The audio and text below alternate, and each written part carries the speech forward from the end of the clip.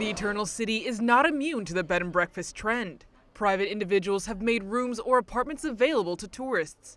The option most people want is a central location at a low cost. We're staying in an apartment 2 blocks from the Coliseum. We always want to be together comfortably, and in the hotel you sleep well. It's always clean, but in the end, B&Bs are always the cheapest and you still sleep well. There are more than 23,000 B&Bs registered in Rome. There are also a number of illegal tourist apartments, those that are neither registered nor regulated. And there are about 12,000 of these. Many of them are scams. And this is a problem the Italian authorities want to tackle before the Jubilee. We expect the national government to issue a series of regulations, including the Unique Identification Code, which will allow them to find all these illegal businesses. They evade tourism tax and it hurts the city. The fact that centrally located apartments are being converted into tourist accommodations has one main consequence. There is less housing available for residents, and rent prices are skyrocketing. Clearly, greater demand means higher prices, also because then there are less available apartments. There are some, but they're all turning into B&Bs.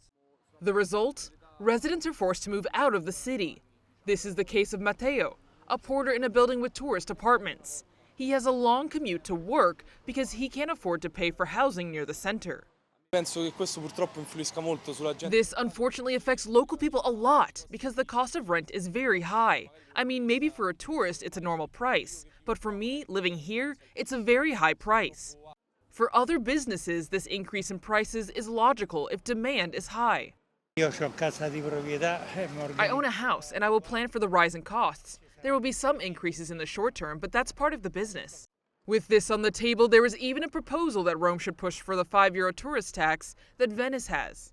I know they just did some limiting types of things in Venice, and I don't disagree with that because you do have to preserve what everybody's coming to see. This tax has raised more than $2 million, but many consider it a failure. Many say it has failed to regulate the number of tourists in Venice. The tax might even be doubled in 2025 to about $10. The Jubilee Committee of the City of Rome argues that the Eternal City does not have the resources of Venice to levy this tax. The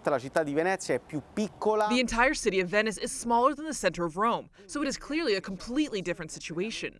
The issue of tolling is a sensitive issue that is met with difficulties. What is clear is that the City of Rome will face major challenges in the coming year, from maintaining the stability of its buildings to tourism control to, above all, ensuring that the city is up to the task of welcoming pilgrims for the Jubilee.